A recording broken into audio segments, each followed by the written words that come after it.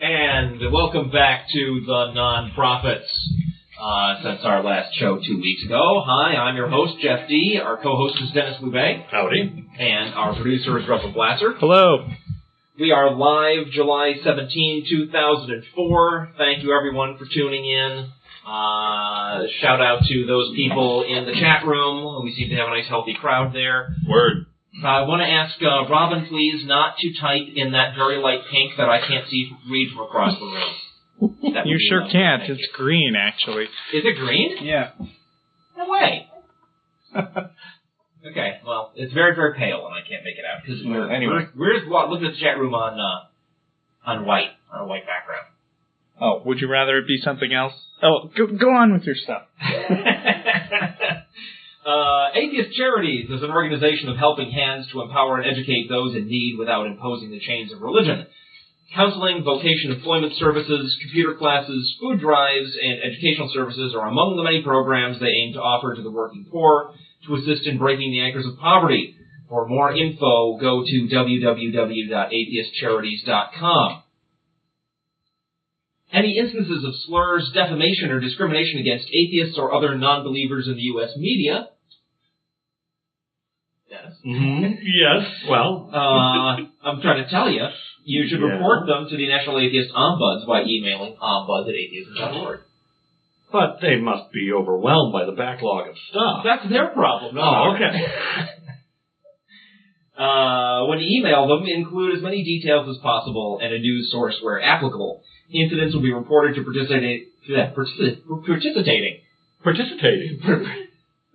participating national and local non-theist organizations who have agreed to distribute press releases regarding the reported subject matter. Part of the Beholder Film Project can still use your support. Principal photography began in Los Angeles on June 7th. There's still a chance to get on the bandwagon, pledge money to support the film, and make a little cash in return. For information, you can go to www.beholder.com. The Center for Inquiry is holding its on-campus summer conference from July 23rd to 25th at CFI International in Amherst, New York. To get away for the summer, immerse yourself in a culture of learning, network with free-thinking students like yourself, find new and innovative ways to promote your CFI on-campus group, and have a lot of fun. Sign up for CFI's Summer Conference 2004 at www.campusfreethought.org/summerconference2004.htm.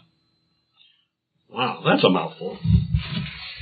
Also, for anybody listening to our... I've got microphone problems.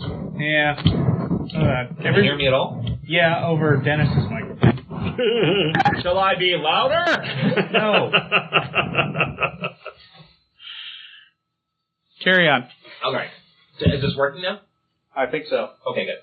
Excellent. Also, a reminder for those not listening to the show live, or listening to the show live and not in the frickin' chat room, during our live broadcast, a cool thing to do is go to atheistnetwork.com and to the chat room and hang out with other cool Non-Prophets listeners while we're doing the live broadcast. So I can, yell at you about the color of your text in the chat room and neat stuff like that. No, but really, what we do is we monitor that chat room during the show and sometimes answer questions and interact with them, and that's especially keen, and you can't get that if you're not listening live. If you're not listening live, or if you listen live but want to hear the show during the week when we're not broadcasting, you can go to www.atheist-community.org, click on the radio show link, and the last several episodes of the show are there for your downloading enjoyment. Yeah, we are a show that tells you where to go.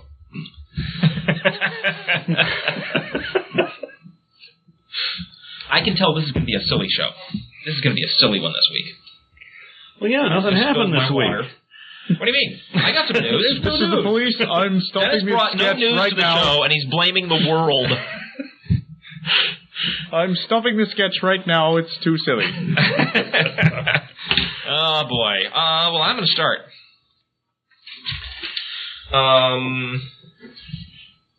Yes? You know that book burning that Christians love to do? Yeah. I guess. Many times. Yeah. Thanks to the Cedar Rapids, Iowa Fire Department, they ain't doing it there. Well, good. A church's plan for an old-fashioned book burning has been thwarted. Yeehaw. Has been thwarted by city and county fire codes. Preachers That's and nice. Huh? That's nice. Well, you know, That's sensible. it's always nice when it's thwarted. I'm just saying, in this particular case, it was the fire codes. Preachers and congregations throughout American history have built bonfires and tossed in books and other materials they believed offended God. Well, among, people and all sorts of stuff. Yeah. Well, we're talking American history. Did they burn people in America? They burn any of those witches? Salem? Yeah. Don't know. No, they crushed them under rocks and stuff, right? And drowned them, and did they? Mistakes. I don't know. I don't think know that. if they did that. I don't know. Maybe somebody in the chat room can fill us in on whether you know whether any of the victims in the Salem witch trials were burned. The Reverend Scott Breedlove. Okay. Breedlove. He didn't get teased as a kid. Breedlove. Pastor of the Jesus Church. Oh, no humbleness there. Nuh-uh. He goes straight for the big guy. Plus, isn't that a little redundant? If you're a Christian church, aren't you pretty much a Jesus church? I would guess so, unless there's somebody else that's the Christ. Reverend Scott Breedlove, pastor of the Jesus Church, wanted to rekindle that tradition. Oh. Tip of the hat to the reporter who wrote this story. Yeah. Rekindle that tradition. ThinkFest would like to remind people that the way to get to the chat room is to click on AN Chat from the Infidels. Ooh. Yes, thank you for that. Thank you for that reminder. I'll start again. A church is... Reverend Breedlove wanted to rekindle the tradition, yada, yada, yada, in a July 28th ceremony where books, CDs, videos, and clothing would have been thrown into the flames. Clothing? It must say ugly stuff. Like naughty underwear and stuff? Yeah, my stepdaughter has all kinds of things that are borderline obnoxious. Like, it's cute that you think I'm listening and things like that. Must have stuff written on it like things Dick Cheney would say. Yeah. No, I think these people like the things Dick Cheney would say. Oh, even if it's fuck you? But no, it was go fuck yourself. Go fuck yourself, that's right. Oh, that's true. And, not just to pick on the Christians here, the feminists also did a certain amount of clothing burning. Yeah. Bras in their day. Right, but it wasn't to destroy it, it was to make a point. Go ahead, read your story. Not so fast, city officials said.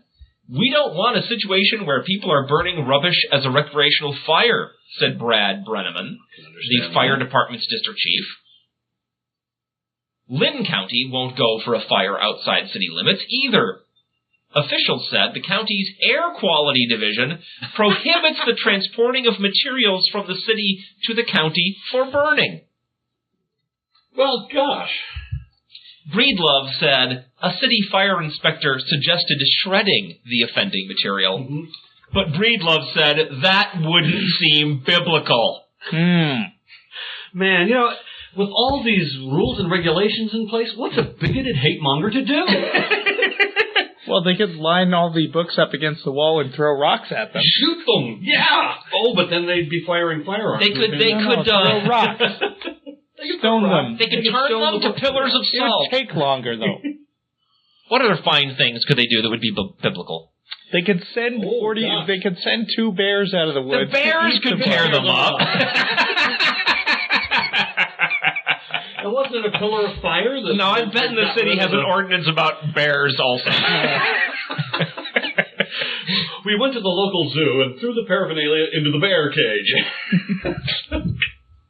They could put them all in a church and then send Jesus in to, run roughshod through the church and toss all these things to the ground and stomp upon them and stuff. With his scourge. So I guess there are a wide range of nice... They could dump them in an outhouse. What? Is that biblical? Dump them in it. Oh, well, no. But I love how, just because they didn't have shredders, do you think Jesus wouldn't have shredded a certain number of things if they had shredders in his day? This is assuming for a moment there ever was such a dude. Yeah. Well, yeah. Well, I bet he would have liked to do that. If you run out of toilet paper. Never mind. So I guess they didn't have wood chippers back then either, did they? No, they didn't have wood chippers. They were called slaves. Pity. Oh, boy. Wow. I joked with the guy that St. Paul never had to worry about fire codes, Breedlove said. Uh-huh. Funny. Yeah. They didn't have to worry about fire codes in Auschwitz either, did they? The new plan calls for members of the church to throw materials into garbage bags and then light candles to symbolically burn the material. Yes, I heard that. Oh. Dude. Why not? I mean, they're all about if symbolism. You're gonna be, if you're gonna be a, violent book-burning bigot, opt for the shredder. I mean, the Bible doesn't say, verily thou shalt toss things that offend thee into plastic trash bags and then light symbolic candles either. How is that biblical? Amazing. Yikes. Amazing. It just astonishes me what these folks think is important enough to, launch them on a campaign of bigotry in the first place, and then to guide the path of their campaign of bigotry if they can't do it the way that they originally wanted. We have an example of book burning by, the likes of Hitler and the Nazis, right? Yeah. Yeah, but why do the Christians want to emulate the Nazis? Well, that's biblical. I guess so. Now, were there any actual... Wait a minute. Were there any actual book burnings in the Bible? No. Book burnings. Book burning in the Bible is not. Well, no. Christians may have torched the Library of Alexandria, but that's not in the Bible. Good point. So what they're true Christians. So this thing that they want to do that they can't do some other way because that's not biblical. Right. Isn't biblical in the first place. Right. No. What it is frickin' moron. What it is Nazi and fascist. They've never read their book, and if they have read their book, then they're just plain stupid. Oh man.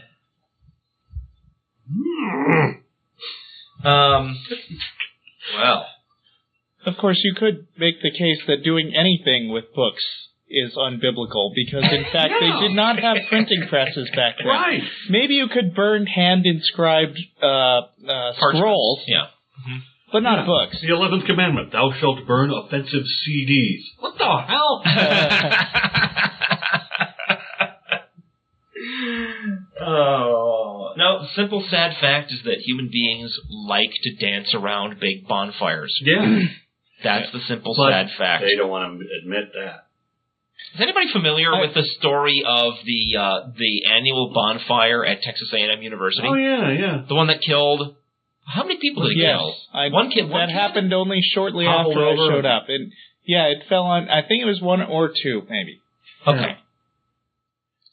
Those of you in the rest of the country or around the world may not have heard about this whole sad saga, but it wasn't too long after that there were people calling that they stopped they stopped the annual burnings because kids had died, right? Right. And that was going to be the end of it. Well, it wasn't too long before some nitwits started demanding that this grand tradition had to continue. Mm-hmm. Why? Two reasons that they stated. One, it's a grand tradition. Well, you don't stop doing things you've been doing for a long time. It's simply not done.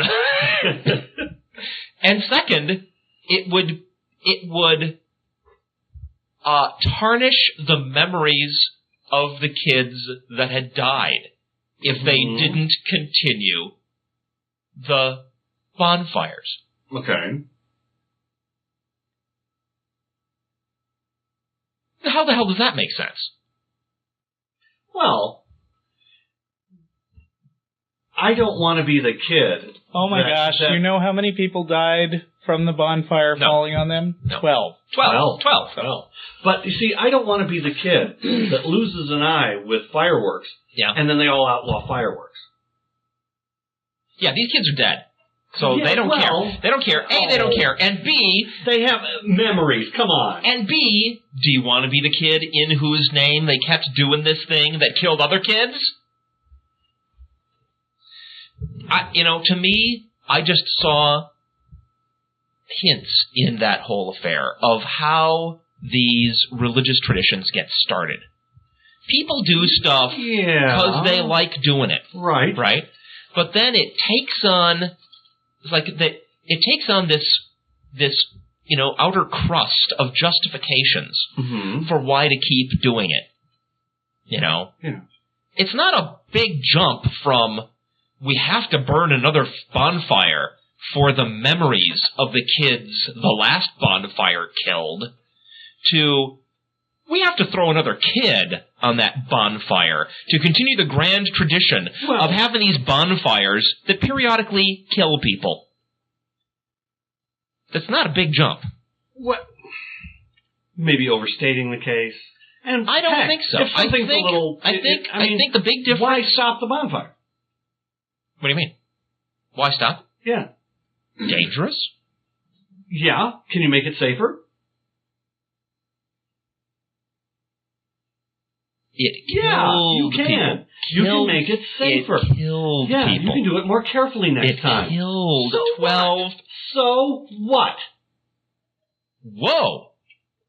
So we should just stop doing anything that kills people? You're going to give up your car? I think you're going to give up your car? I think you need to look at the practical advantages, the trade-offs that you get when you do some kind of activity. Well, right? You don't get to say what those advantages are. You only get to say those advantages for you, not for somebody else. I'm not in any position to tell them. I'm not in a position to tell them whether it was okay or not. I am certainly in a position to comment on what appear to be the motives of the people doing this fucking crazy thing. I don't think it's fucking crazy. But on the other side, I like dancing around them. What the hell? You remember when they tried to ban Beavis and Butthead? Huh? No.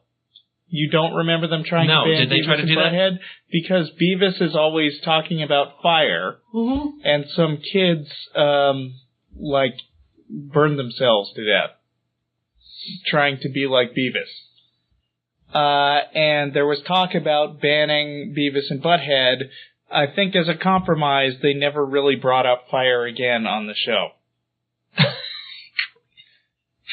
See, now it's one thing to react to something that's that far-fetched, right? It's not far-fetched to say, look, we got a bunch of drunk college kids dancing around a giant fire for no apparent reason other than that it's a grand tradition that they do that thing.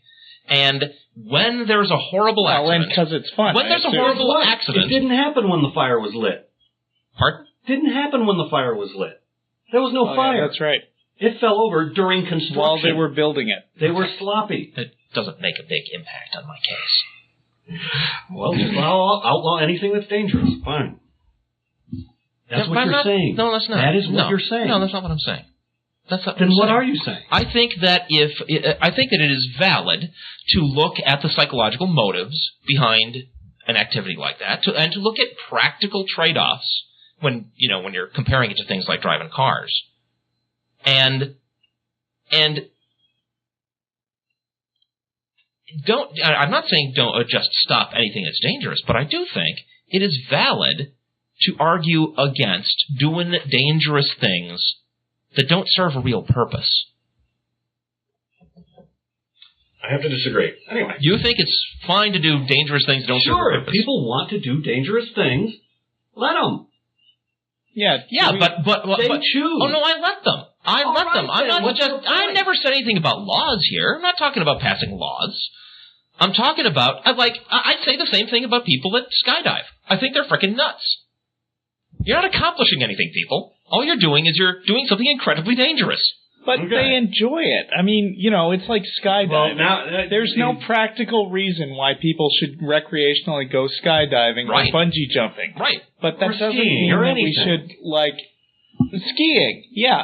I went on a skiing trip with a group of people from my dorm. That's dangerous. Somebody could have gotten badly hurt then. If it had, should the school have said that students may no longer go on skiing trips? Yeah, it got to be a limit. You're working on a subjective judgment here. Am I? Mm-hmm. I thought I was working on an objective judgment. It seems to me the ultimate subjective thing to decide is that, gee, we kind of like doing it, so let's just go ahead and do it. And to ignore practical factors. That to me seems like the subjective way of looking at it. No, an objective fact would be it's gone years. Did you go to Texas A&M? No, it went years and years and years without people getting killed. Uh-huh. Yeah. One time an accident happens.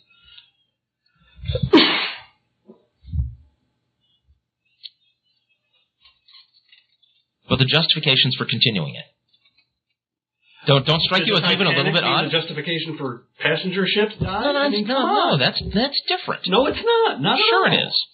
Sure it is. That was a mode of transportation. There was a mode of transportation. There were other safer ways of getting across the Atlantic. Were there? Sure. Name one. Both. Okay, so on that point, you're full of shit.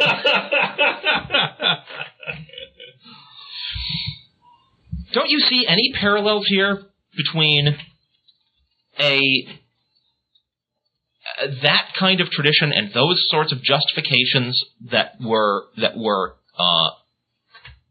put forward to continue this thing, and the origin of other primitive religious practices like that? Sure. That's what I'm commenting on. Oh, okay. I think the big difference between that and, say, the Aztecs cutting people's hearts out, right?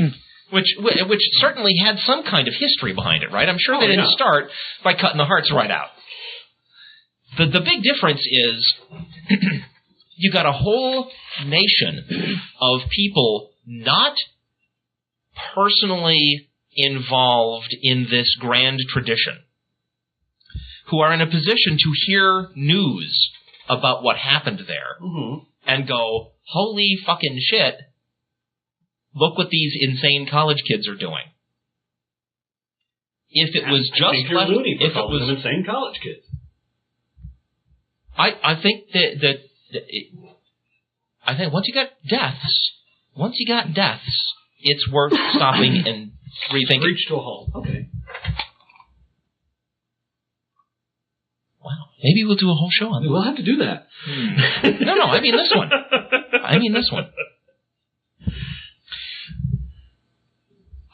Do you think there's anything anybody does that's a bad idea? Sure. There are plenty of things. But I don't say wait a minute. Like book burning. But I don't say like book burning. You got a problem with book burning? People want to burn books they purchase. Sure, I guess. Go ahead. There is a difference. Sure. I'm not suggesting. Don't break any laws. And nobody is suggesting that anybody should not have the legal right to burn property that they own. Right. Right. But we were within the bounds of fire codes. We were talking about the bonfire, where we were in fact talking about the school saying that students are no longer allowed to build bonfires. Right, and then some crazy people want to do it There is a difference between saying that some particular thing is a bad idea for somebody else personally and saying that something should be stopped. Now, I think something should be stopped if it poses a harm to people who are not willfully participating in the event. Wow. What? Was that a sarcastic wow? No, it's hard for me to imagine a big event like that where it's fair to say that everybody who's there is fully conscious of the danger. Particularly not if you did it, if you keep doing it for like another 10 years. Right. They won't remember. Yeah. And also, there is a big difference between a school saying, look, here's this thing that went horribly wrong, even for whatever reasons they want to stop it, because they because they actually think the practice itself is dangerous, because they think it's dangerous and they don't think that it's worth the expense that it would take to make it safe, because they don't think it's dangerous, but they have insurance issues that come up, right? Because they either do or don't think it's safe, but they're worried about public reaction. There are all kinds of valid reasons for an institution to make that rule. I got no problem with that. That is different from a law being passed. Yeah. Right? So let's make that And distinction also, there, of too. course, I'm not arguing in favor. I'm not arguing in favor of any laws here. The school certainly was in a position where they had any number of possible reasons why they might want to have stopped it. And of in course, fact, they were following those reasons. This big outcry came from alumni. It didn't come from the school. The school didn't say, we absolutely have to continue this no matter what. They said, we're going to stop. Right, that's fine. And the alumni came back and said, no, it's a grand tradition, and we have to keep doing it to honor the memories of the kids that were killed. That's terrible. I think those things are nuts. Well, isn't that what I'm saying? Yeah. How much more do you think I'm saying?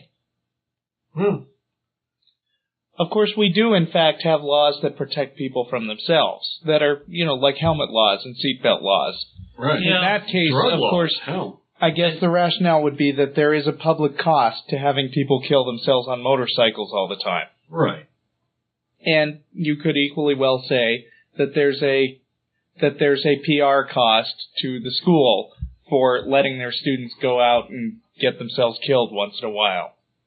Yeah. Yeah, we're getting into one of these, heavily libertarian areas, right? It's fuzzy. Where, well, we're talking about the fuzzy part, right?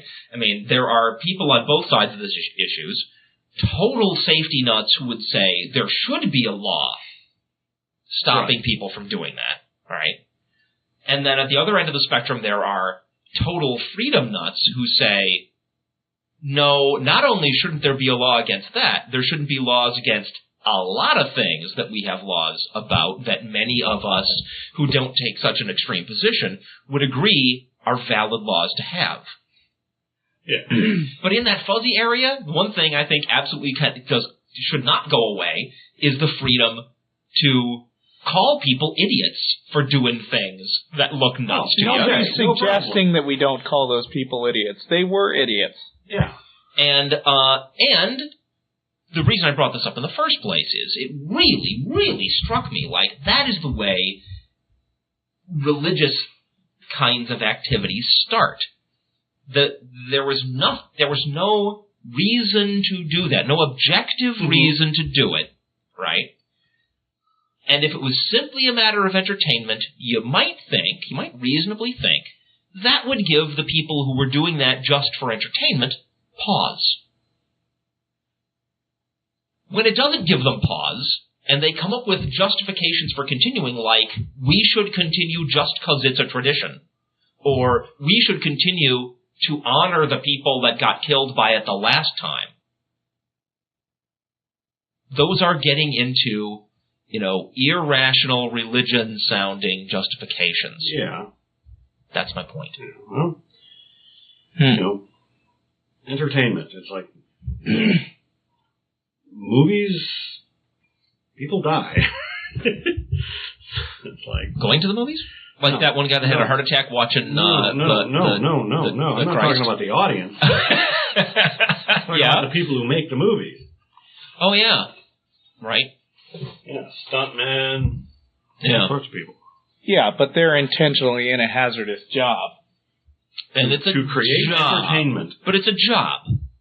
I mean, are these kids being paid to be in the vicinity of a tall, dangerous pile of logs?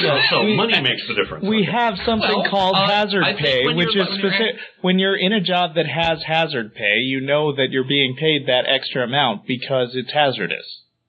I mean, they go out of their way to let you know that there is something dangerous you're doing here, and therefore you might want to reconsider. And I absolutely do factor money in when I'm looking at practical advantages of doing a thing, right? I mean, money is our shorthand way of keeping track of how much practical advantage you're getting. I absolutely do factor that in. Okay. Sure. All right, let's move on to something a little less contentious. Sure. You want to do yours? Okay. I don't think there's going to be a lot of argument about this one. No. This one's practically every paragraph has something to comment on. It's amazing. Okay. Fugitive friar finds refuge from Canadian legal authorities in California. Well, that was almost some great alliteration. It was almost, in the first half of that. Is this Fugitive friar finds. Is this Friar? Yes. Not Fryer? No. Okay. So we're not talking about SpongeBob here. Right. Or a guy who works at McDonald's over the boiling vat of oil. Dallas, AP. A Franciscan friar who is an accused child molester is being housed by the Catholic Order in California, even though officials know he is a fugitive from Canadian justice. Gerald Chumik is one of about 200 Catholic priests, brothers, and other religious workers who have escaped sexual abuse accusations by moving abroad, according to an investigation by the Dallas Morning News. Man! About 30 face current charges or investigations, and many remain free with their superiors' blessings. Wow. It's organized crime. Yeah. It's damage control, right? Catholic Church. Shit, we got to keep that percentage down. So as many of these guys as we can, like, ship off to some other place overseas where they can't, where the investigation cannot continue.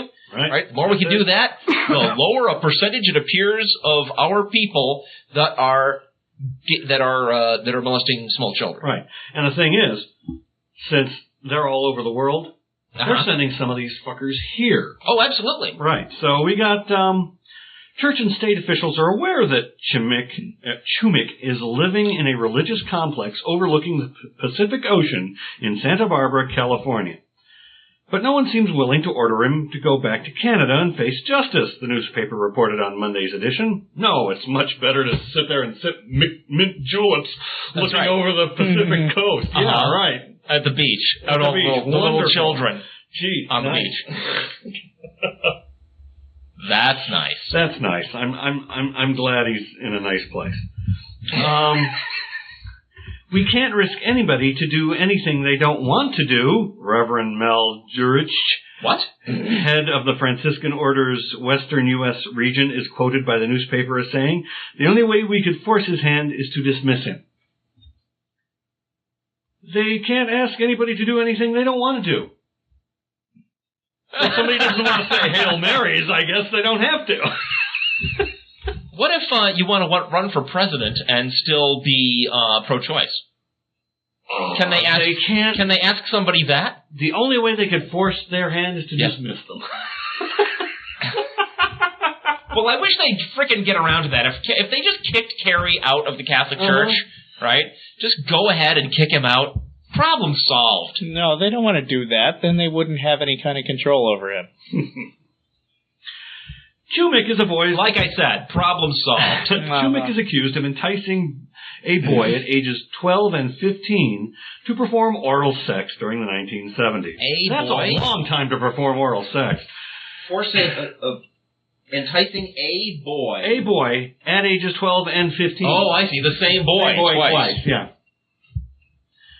Police in St. John's NFLD, I don't know what that's abbreviation for, something Canadian. Newfoundland. Oh, that makes sense. Say they began asking church leaders to hand over Chumik shortly after he was charged 14 years ago. Franciscan leaders contend Canadian authorities have never asked them to return Chumik. I wonder where the truth is on this. Chumik, 69, who is retired, declined to discuss his past with the newspaper. Well, not surprising. The friar suffers from diabetes and is largely confined to the Franciscan infirmary. My words exactly. Said Reverend Tom West, Jurich's top all those sweet young things he was enjoying at the Franciscan regional headquarters. He spends much of his time tending to plants and has been in sex offender therapy for many years. Poor guy.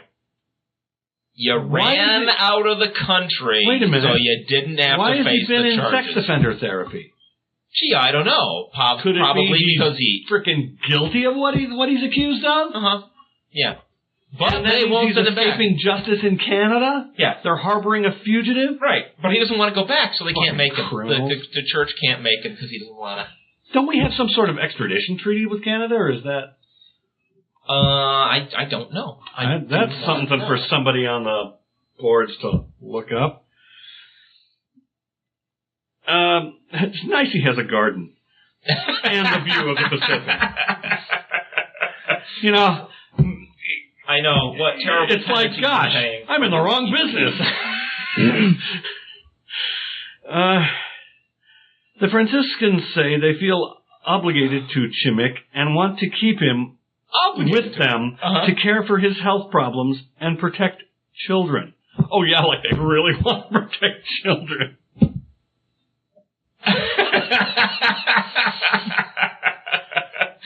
You know, I'm thinking there's an even lower chance of him getting at some children if he's in prison in Canada. Yeah.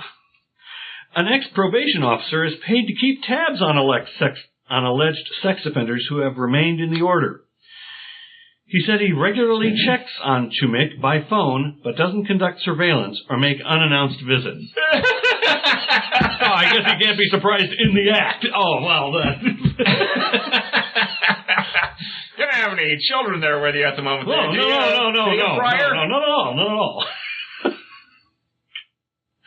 Takes that coming down next week at 2 o'clock. How's that sound? Next week, 2 o'clock. Right, got it. Oh, man. All right. The ex-officer, Gary Dunn, says he knows Chumik is a fugitive from Canadian authorities, but doesn't believe he is dangerous. Well, that's nice. That's not his frickin' job. Chumik is the only... Who employs him? Is it clear from that story who ex-probation officer. An ex-probation officer. Is paid. Is paid to keep tabs on alleged sex offenders who have remained in the order.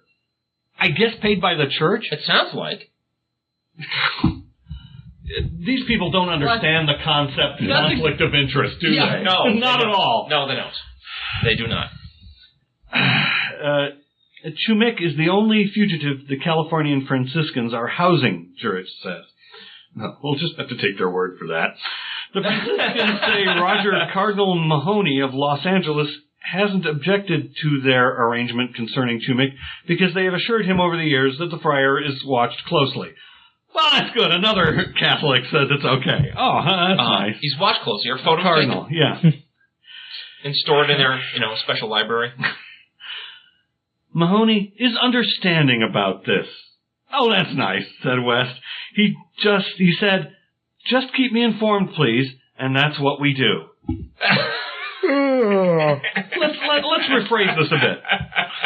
The mob says Al Capone hasn't objected to their arrangement concerning the killer because they have assured him over the years that he's staying out of sight. Yeah. And the Attorney General says, yeah, that's fine. Yeah. Mahoney is, the Cardinal spokesman. It's like, when are we going to hear from some authorities? The Cardinal spokesman, Tom Tamberg, said, however, that the Archdiocese has no information about Chumik. What? Oops.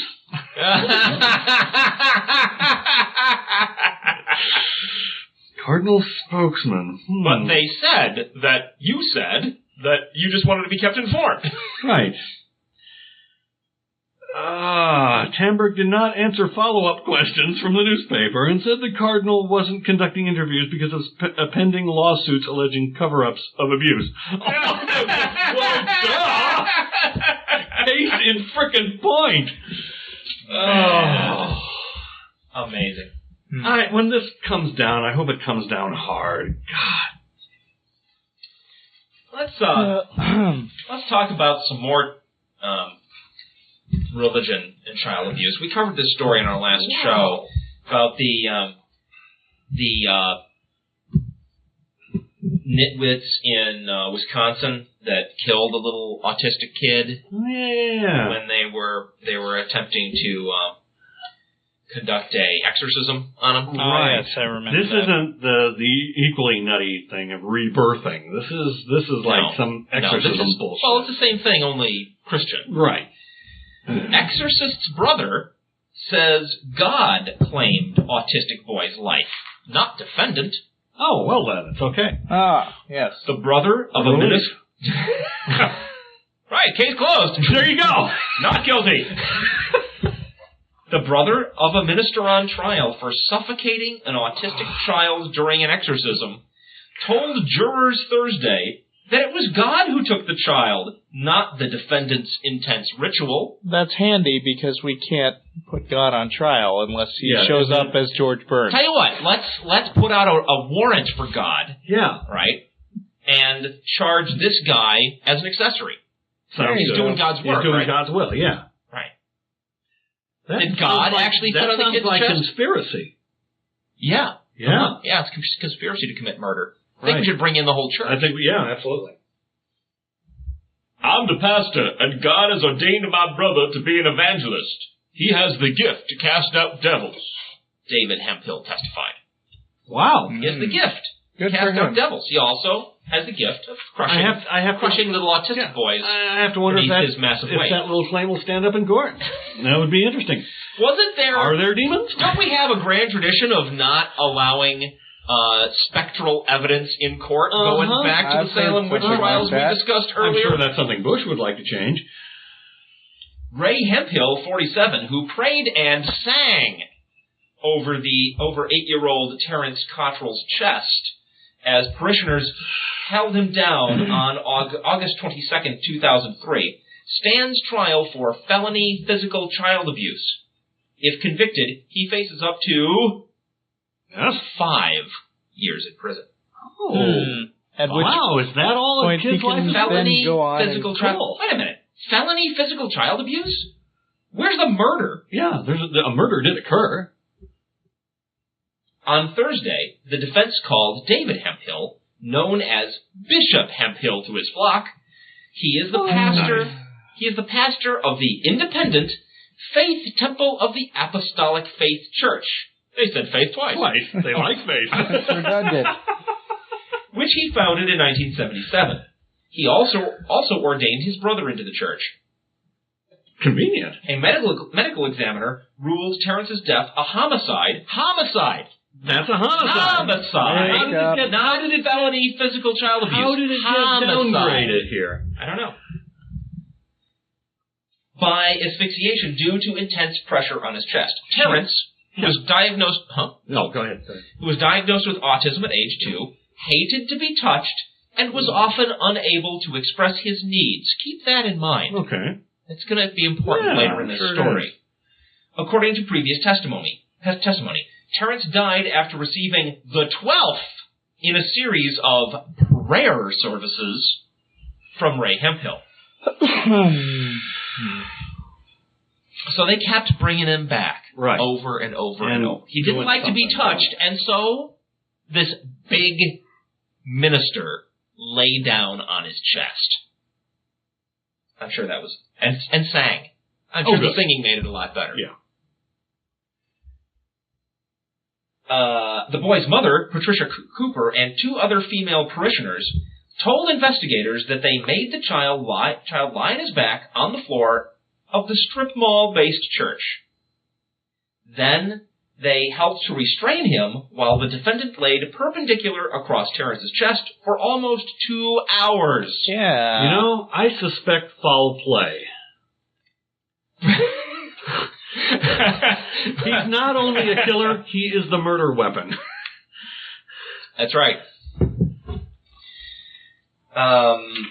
He laid perpendicular across Terrence's chest for almost 2 hours, praying and whispering aspersions at the devil into the boy's ear. So insulting him, basically. Right. David Hemphill, 63, was not in attendance that evening, but he told jurors he gave his brother permission to perform the exorcisms as an attempt to save the boy from what they believed was demonic possession. but which was, in fact, autism. Right. They saved him from his life. I've seen God heal some people, and I've seen God didn't heal some. So all we're asked to do is to believe in the Word of God. Well, now we've seen God kill some people. He testified during direct examination by Hemphill's attorney, Thomas Harris. Hemphill told jurors it was his church's belief that God sent Jesus to heal those who are sick, and in turn, several members of the church have been given the gift of healing hands. Why was it not just this guy's hands on this boy? He's probably worried about, being charged with child sexual abuse. Right. Putting his hands on him. I know, I'll lay my entire body on him, yeah. Nothing wrong with that. Does this feel awkward to you? Is there Only a few people are gifted with the healing schlong. My brother has the healing belly. Okay, we are joking about this, but of course, a little kid is dead. Well, we figure if we start crying, we won't never stop. did anything wrong. Dead. What's funny is just the lame attempts of the perpetrators. Yeah, the sheer... To escape responsibility, which is what religion is all about. Is there any sickness or disease that's too hard for God or believers to heal? Harris asked. No. There's nothing too hard for God, and nothing too hard for his believers. Well, he didn't bring the kid back to life, did he? Well, yeah. That it occurs to me, when he says that, then what he is saying there is that whatever the outcome was, it was intentional. Right. It had to have been intentional. Yeah, it had to have been what they wanted, because whatever they want, it's not beyond their ability to have. So they did it on purpose. He added that they only pray for sick people who ask to be healed.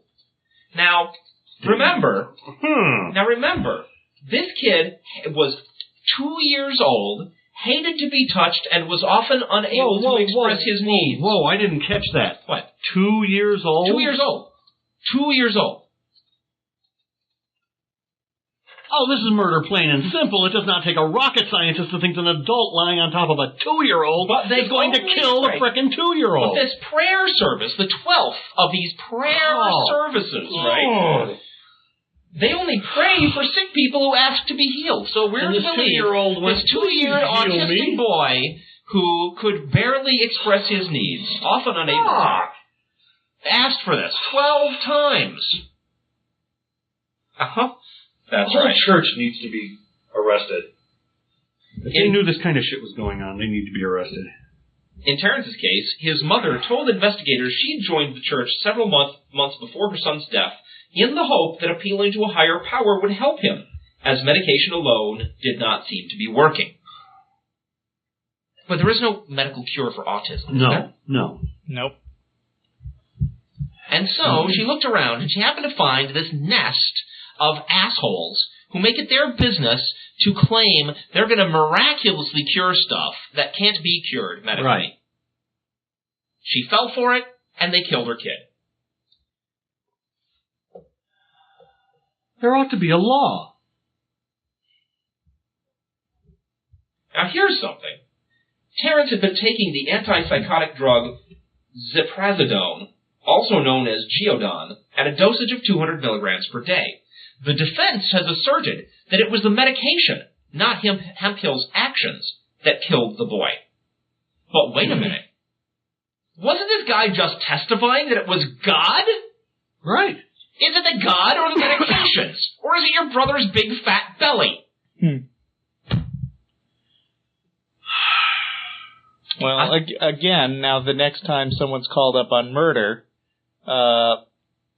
you could be like, well, I didn't kill that guy, God did. I mean, sure, I put a bullet in his head, but, people have been shot and survived, so obviously it was God's will that this particular guy died. Right, exactly.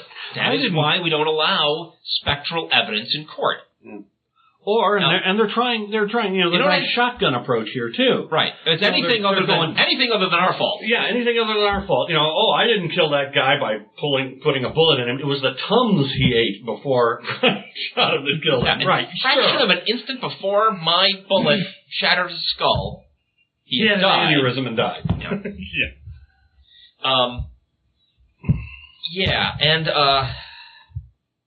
And one thing I need to know that I don't know, I know about the whole colonial governor's decree that there would be no further spectral evidence accepted in court, and that put an end to the Salem witch trials. Mm-hmm. Yep. That was a colonial governor. I do not actually know what the American federal law is on that. I don't know. I have no idea. Maybe nowadays we do allow spectral evidence in court. No. Surely not. I don't know. I would be really surprised if... I don't think so. We must have something about it. I mean, I've heard... That'd be worth looking into. I don't know. See how it's phrased. That would be interesting. A testy exchange on cross-examination began when prosecutor Mark Williams opened by asking, "Your church doesn't have a philosophy about hurting children, does it?" "No, sir," Hemphill said. "And I assume it frowns on restraining children against their will, lying on top of children so they can't move?" Hemphill said no one in his church would ever hurt a child, but that God did his work through them. "My church is so going God to do... can hurt children through them. Yeah. My church is going to do exactly what the Word of God tells us to do," he told jurors. "So you're saying God is giving you the power to take away," the prosecutor began to ask. "I say he has the power. If I lay down on someone and he passes away, God took him. I didn't." The prosecutor yelled back, "He did it to Terrence, didn't he? Your brother did it." "No, he didn't," Hemphill said. That's the exchange where he's basically saying, "No, it wasn't my brother. Was my brother lying on top of that little boy? It was God. God took that little boy's soul. God must have had a darn good reason." And okay, I'm still doing the voice, but that's actually not quotes. That last bit. It's nice that religion isn't dangerous. The boy's mother, in tears as she watched from the gallery, rushed out of the courtroom and could be heard sobbing in the hallway as family members tried to comfort her. Cooper is no longer attending services at her former church and has been sitting behind the prosecution throughout the case. Absolutely. At least she got a little sense a little too late, but she learned her lesson. Sounds like. Well, maybe that was what God was trying to teach her. There you go. That she shouldn't fall for our kind of crap. With 2 years old. Holy Yep. Yeah, 12 times he did this to him. Kept doing it until he died. Russell? Can I talk about Michael Moore? Yeah, please. Okay. Please. Anything to get my mind off that. I'd like you to know that your analogy that you used for Michael Moore 2 weeks ago really, you've succeeded in spreading that meme. My analogy? Yes.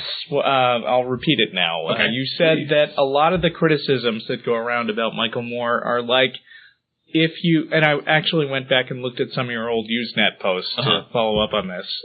If you are making a documentary about lions, and you say that, and your film contains like shots of some lions, and then shots of some gazelles, and then shots of some lions chasing some gazelles, and then shots of some lions around a gazelle carcass eating it. And then somebody comes along, and there's like a voiceover on your documentary that says, "In the wild, lions kill and eat gazelles." Then some clown from like PETA or something comes along and says, "This documentary does not prove that lions eat gazelles or kill and eat them. I have the smoking gun here. It turns out that the raw footage was taken on 4 separate days, and those aren't even the same groups of lions." Which, of course, is irrelevant, because the fact is you're illustrating a claim, not proving it. If people want to prove a claim, they can look in scientific journals or, scholarly papers, and not in movies. The job of a movie is to just bring this information to laymen.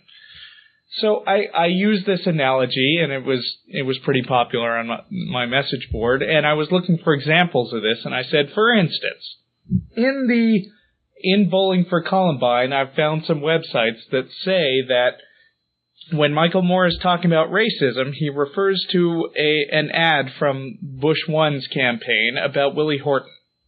You guys remember the whole Willie Horton scandal?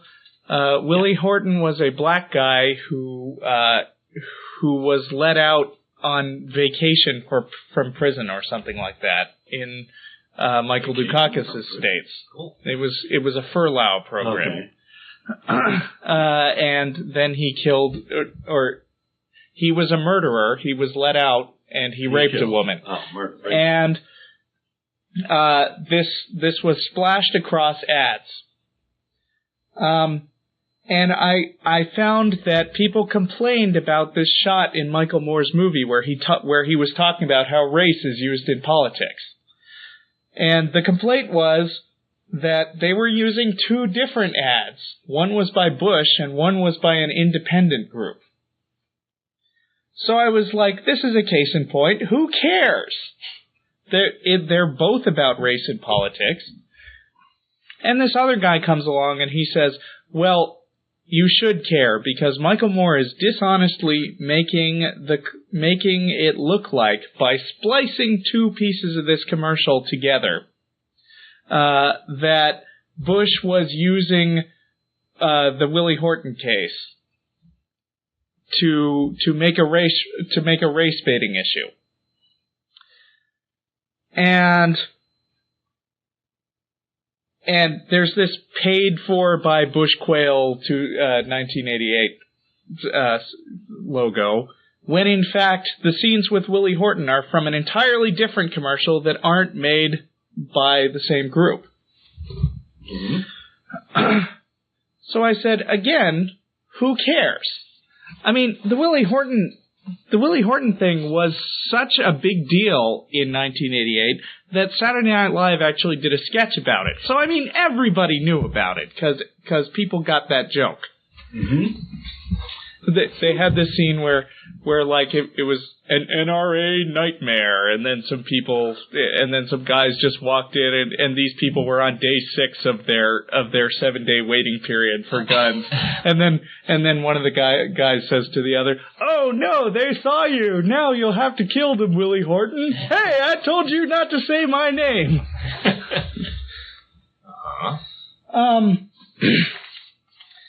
So this guy was like bitching at me that he spliced two commercials together. He had scenes from one commercial interwoven with scenes from the other commercial, and it made it look like Bush paid for an ad about Willie Horton, but he didn't.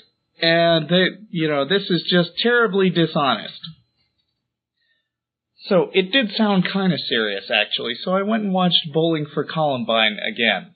Or I watched that one scene. In fact, I had a hard time finding the scene because I was looking for a long clip containing, like, mugshots of a scary black man, and I fast-forwarded right over it a couple of times. Wow. You know what I found? What? The entire scene in question is 4 seconds long. Wow. 2 of those seconds have anything to do with Willie Horton. The Willie Horton... And he does not use 1 second from the Willie Horton commercial. All he does is throw up another caption, kind of like a headline, about Willie Horton over the Bush commercial. And the reason he does that is to remind you that Bush is referring to the Willie Horton commercial when he says, "Michael Dukakis lets murderers out of jail," and stuff like that. I mean, it's basically... Just because they don't say Willie Horton doesn't mean it's not about that. Right. There's scenes from a revolving door of people like going into a prison and then right back out, and Michael Dukakis is doing a voiceover saying, whether you're a psychotic killer or running for the President of the United States, and then there's a shot of the end of the ad where it says paid for by Bush Quayle, the one thing you can count on, and then they cut to a different scene of a black guy being led away in handcuffs, is white America's fear of the black man. And then they go on to a completely humorous non sequitur about some Africanized killer bees and how we were all scared of them in the late 80s. Mm-hmm. Which was also funny. But, I mean, it was hilarious because I've seen this, echoed in all kinds of places where they criticize Michael Moore. Oh, he spliced these commercials together. Oh, that's dishonest. In fact, the only thing he did was put his own caption up, pointing out that this was about Willie Horton. And the reason he did that was because it was. I mean, it didn't say it was about Willie Horton, but it came a couple of weeks after the Willie Horton ad that was run by an independent group that had ties to Bush's media advisor. Right, but the lion eating the gazelle is not exactly the same lion as the one that you saw chasing the gazelle earlier. Right. And I looked up the 59 deceits of Fahrenheit 9/11. I read that darn thing. Didn't you and I have a talk about that? Yes, we did. And I couldn't read the whole thing. It was just too annoying. But I did read the last one, which was... I think it's 57 deceits. It became 59. Oh, he was up to 59? They're still adding to it. Okay. I think the last one that I read was... Michael Moore says he grew up in Flint, but he didn't grow up in Flint. He grew up in this town. A suburb of Flint. Yes. You know what they call it? A suburb of Flint. You know what they call it when you grow up in the suburb of a place? You're from that place. So I've heard. People from the Chicago suburbs say, I'm from Chicago. Right. If you ask them for more detail, they may say, yes, well, this particular suburb of Chicago. As a matter of fact, I did grow up in Chicago. Arlington Heights, Chicago. Right. Arlington Heights, Illinois. Of course, they claim that Michael Moore is using the fact that he's saying from Flint to make it sound like he's dirt poor, like all those people that he was interviewing in Roger and Me. But did he actually say that? He didn't say I was dirt poor. He just said, "This is my hometown." What I find fascinating is about that particular objection is, what does Michael Moore use Flint for in his films? It's a place he cares about. Right. I care about Austin now, and I wasn't born here. That's true. So whether if I lied and said I was born in Austin as part of a thing about how much I care about Austin, does that prove I don't care about Austin? It's irrelevant. Yeah, it has nothing to do with the overall message, and the question of whether... he didn't lie. So, it's wow, nobody could possibly really care about Flint, Michigan unless you were literally born in the city proper and not one of its suburbs. Yeah. That's what they're saying. Yeah.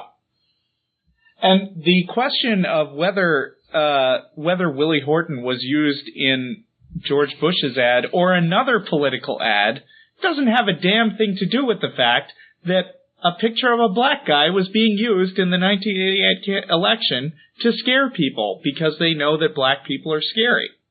That was the point he was making.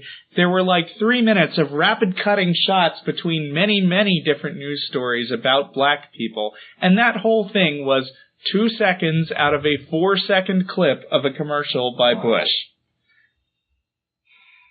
So somebody else on the message board asked, "Dude, have you actually seen Bowling for Columbine?" And he said, "Yeah, until I walked out on it."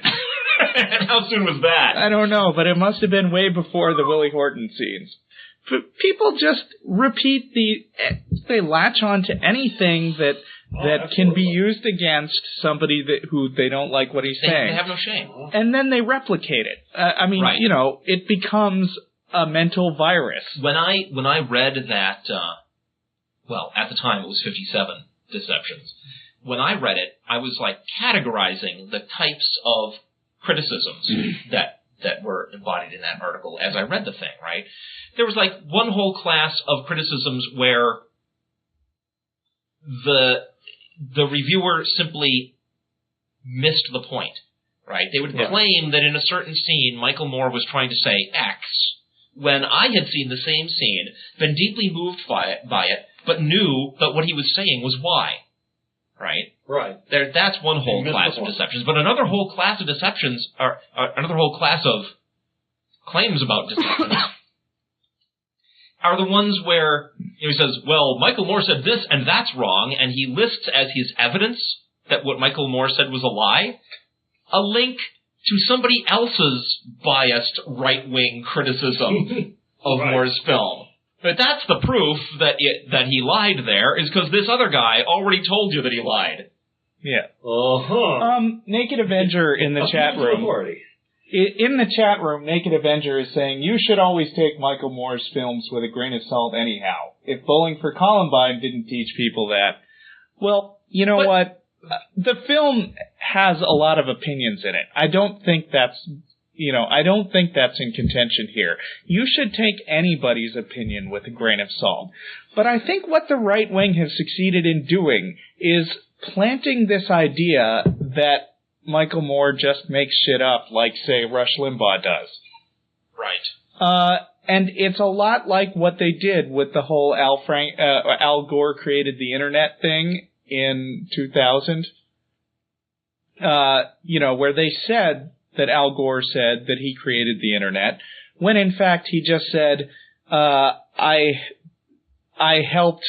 No, he said he invented the internet. Right. When he said, I took the initiative in creating the internet, which he did by passing legislation that helped the internet get off the ground. Right. And yeah, by the way, I disagree with Naked Avenger. I don't think you should take Moore's films with a grain of salt. I think he has a valid viewpoint, and you should take it as a valid viewpoint. And he's in the chat room. He's going on to talk about his interpretation. Naked Avenger is talking about his apparent interpretation of that film. I can't engage in a debate with him personally right now, but right. I will Especially talk since about we're on the a debate. 2-minute delay. Yeah, I will talk about the debate I was in with a guy on alt-atheism where I came up with the Lions analogy, right? He was saying that Bowling for Columbine is a big appeal for more gun control. But it's not. No. It is absolutely not. And claiming that it is that is another one of these missing the point kind of criticisms. Michael Moore doesn't want gun control. What Michael Moore wants is less innocent people killed. That's what he wants. And the whole film is an analysis of, well, what is the state of the situation here, right? How did we get where we are? What's going on now? How does this compare with what's going on in other countries? That's it. Yeah, and I found Bowling for Columbine myself to be a very open-ended film as far as what it was promoting. Yeah. It didn't seem to push a particular solution to anything. It just said, here's a whole bunch of stuff I thought it might be. Yeah. Here's some interviews where I talk to people about whether that's really what it is. And then he doesn't, end the movie by saying, so here's what we need to do.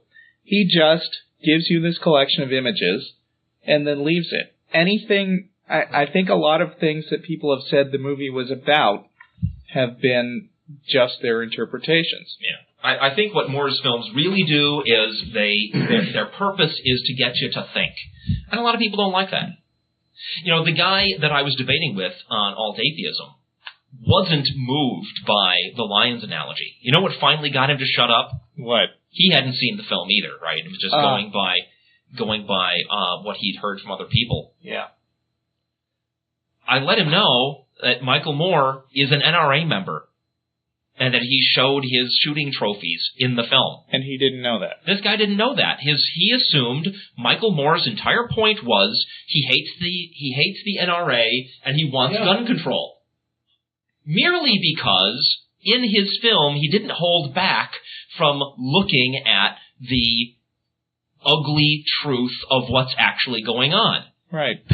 So apparently, if you look at the actual facts, and those facts happen to not agree with a particular organization, then what you're trying to do automatically is destroy that organization. Well, right. That's not necessarily the case. It really gets to me, though, that people don't bother to go and do their own independent checking like what I did, which was go back and watch the scene in the film and say, did that scene that he's talking about really play the way he said it, or was it a little bit different?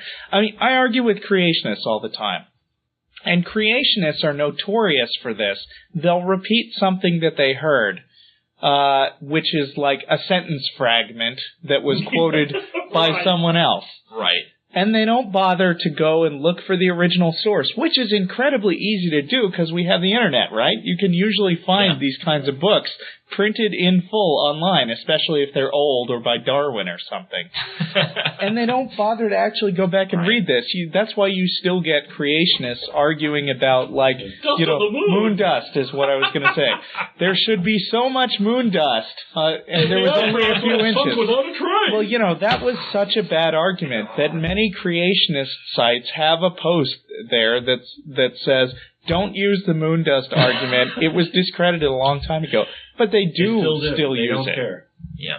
Yeah, right. And, I'm sure all of these various attacks on Michael Moore will also continue to swirl around, right? The heads of dumb people. No offense, Naked Avenger, because no. I want to say one. No, I don't mean that, because Naked Avenger hasn't brought up any particular thing that I think is real unfair. But I do want to say something to the audience listening to the show, because we're mostly atheists here. In fact, we all are, as far as I know. We have learned. Those of us who are atheists, we have learned not to just swallow what we are told by people who make themselves authority figures. We have learned not to do that. If we did, we wouldn't be atheists. Right. And I think we've learned that we should be really adamant about not just swallowing the words of people who have made themselves authority figures. Which is why, of course, you should take... Hold on. And I think sometimes we react to any opinion presented strongly as if merely presenting that opinion strongly makes it suspect. Right? And... there is a certain amount of truth to that, but I think sometimes we take it too far. I think sometimes we shoot our own viewpoints in the foot by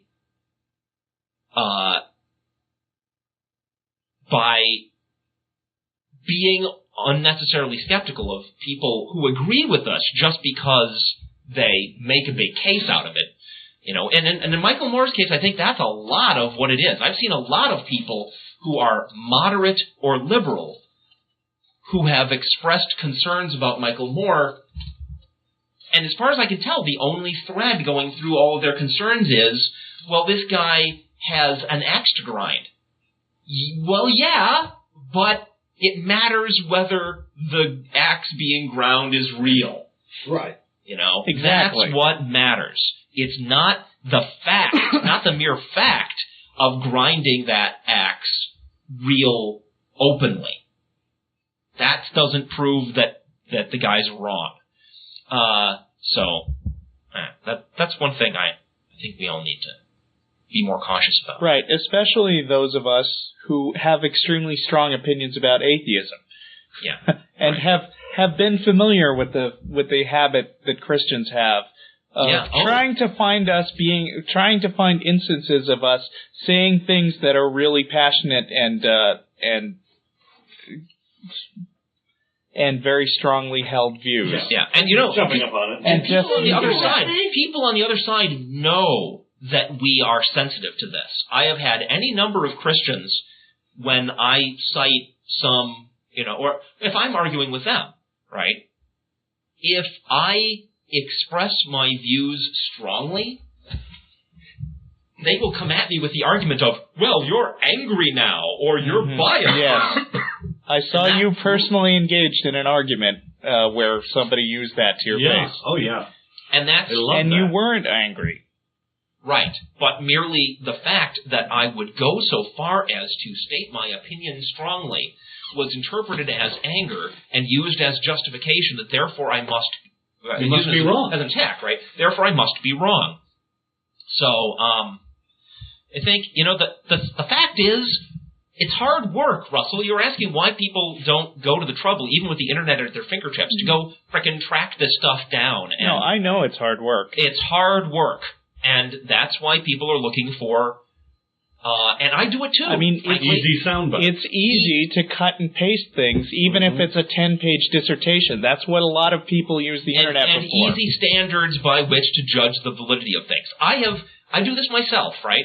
And I'll use an example from science. I picked up a book about complexity research, right? The science of complexity. And it opened with this, introduction by the author drawing poetic parallels between complexity and, American Indian religious beliefs or something, right? I had to put the book down.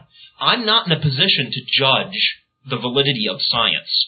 All I can do is insist that if people are going to write stuff about science, they lay off the poetic metaphors and just give me the fucking science. Give me the facts. Right? If I can believe that the author cares about what the scientific facts are, then I can read his book with a certain amount of trust that it's going to be true.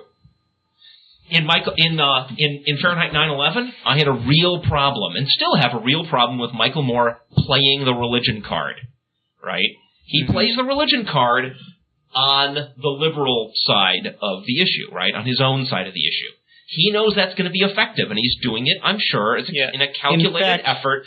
Huh? In fact, I just saw an interview with him in Entertainment Weekly. Did he talk about that? Where he says in passing that, we're going to have to answer for all those innocent people we killed, either now or in the hereafter. And, could be that he himself then is a theist. I don't know, right? But when religion is used as a justification on either side, it makes me very skeptical about the validity of the rest of it, right? If the rest of this film hadn't been documented facts, that would have been a big problem for me. So, what else we got? Well, I get a chance to laugh at the conservatives who tried to introduce their federal amendment banning gay marriage. See, apparently, they've realized by this point that they can't argue about any particular policy. Even running as a war president isn't looking too good at this moment. So they were like, okay, what's a big divisive issue we can come up with that'll show the stark differences between how Kerry is an evil baby killer and George Bush is an upstanding God lover? Gay marriage, of course. There you go. You knew they'd find something. So they brought this to a vote, and Kerry and Edwards put out this comfortably ambiguous language, which was, we're against gay marriage, but we think it should be left up to the states. They said, if this comes to a vote, we will come back to Washington from campaigning and vote against it. Turns out they didn't have the chance because, amendments have to get, 70% of both houses to pass? They couldn't even get a simple majority to discuss whether it should become a debate. So it was killed before anyone even bothered to talk about it. Yeah, but while you're sitting there laughing at them, right, laughing how silly they are, they still win on a certain level with this issue, right? Yeah. Though all those people out there who think that we need to be a country that has that kind of bigotry in its constitution, all those people are now primed for more campaign contributions, right? For more grassroots activism. They will continue to do that. They're going to play this to their advantage. Here's why I don't think they win. Okay. First of all, I saw a story earlier this year about how right-wing church people are complaining that the general public does not care enough about gay marriage. And I saw more of it in this story that I'm looking at. They're like, we just haven't been able to get this off the ground as a big divisive issue. Yes, there are some people who care about it a lot. But I'd like to remind you that in 2000, George Bush partly won among the many snafu reasons. One of the reasons that he managed to be close enough to have his vote swung by the Supreme Court is that he ran as a moderate. and painted his opponent as a strong liberal. And you remember how he kept all those Republicans off the stage? How he kept all the religious right people off the stage. Yep. They couldn't talk. Bush is now working harder and harder because to bring up crap like this gay marriage thing, because he is afraid that he's actually losing his religious right base. They're not getting enough candy from him, or however you want to put that. And the more he tries to appease them, first of all, there's the danger that he'll lose them entirely, which would be awesome. But second of all, the more he tries to appease them, the more obvious it should be that he is, in fact, in the pocket of the religious right, and he can't go on pretending that he's not. Right. So I think it's the moderates that he's losing. And all he's got left is to try to completely scrape the bottom of the barrel for every single fundamentalist Christian vote. I say go for it. I say, because he's not just getting those far right people, those far religious right people jazzed up. He's also getting the gay people jazzed up. And I bet there's about the same number of those. Interesting. Of course, boy, I don't even want to get into this. We're down to, 6 minutes? Oh, less than that. Less than that? Sorry, 3 minutes. 3 minutes? All right. Well, let's just slowly wrap this up then. You guys got any more? I'll just mention in passing, it's not merely, we're not merely facing problems from religious conservatism in government. Mm-hmm. This is starting to pervade our culture at a level where, on a daily basis, you can start running into problems because there are these people creeping around, right? Yeah. An early example that I can think of is the Catholic Church's effort to buy up as many hospitals as they can, and then shut down their family planning services because they don't like to. That is how they can stop it, right? They can make money running the hospitals and also use the fact that they are a religion that is against that to try to justify denying an entire class of medical procedures to women. Legal medical procedures, I should add. Well, now there's an article, doctors and pharmacists, more and more doctors and pharmacists are refusing to prescribe or dispense birth control pills. What? Yeah, it's become more accepted in our culture. I don't know what the exact legalities are, for pharmacists who are against birth control to deny the sale of birth control stuff to their customers, and that's just on the basis that they think it's wrong.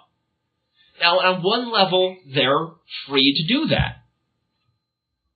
It's a general principle in our country. You don't have to serve any customer you don't feel like, as long as you haven't already taken their money, right? Because that would be theft.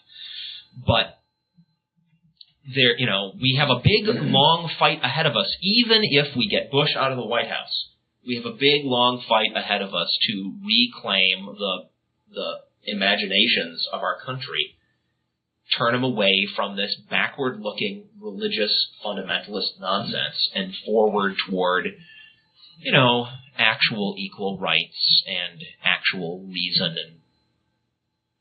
and good stuff. Nice. Now how many minutes? 2. I mean, where is this whole pharmacy thing going to end? I mean, if you're a Jewish pharmacist, can you refuse to sell certain medications because they're not kosher? Seems so. I mean, if you are a doctor who's delivering babies, can you refuse to deliver a single woman's baby because she should not have gotten knocked up in the first place? See, with doctors, there's this whole what is it called? The oath they take, the Hippocratic Oath, which, by the way, isn't Christian, is it? The Hippocratic Oath is Greek. Right. Pharmacists aren't covered by that, I don't think. I don't think so. Maybe they are. That would be interesting. I'm going to write that down as research for next time. I don't know. Because my understanding is that pharmacists have something at least similar to medical training. Well, we had I don't think the Hippocratic Oath is binding, though. I don't think it's got any legal. Or it could have been perverted by. But still, I mean, if you have a profession and they make a big deal about that, even if it's not personally binding in every case, it certainly guide the people in that profession. But it could have also been perverted by Christian fundamentalism. If you're going to say that fetuses are human beings, then maybe that's their basis. Anyway, we will look into that and try to bring you some more facts next week. Bye, folks. Thanks for listening. We will see you in 2 weeks. We will see you in 2 weeks. Yeah. Bye. Bye.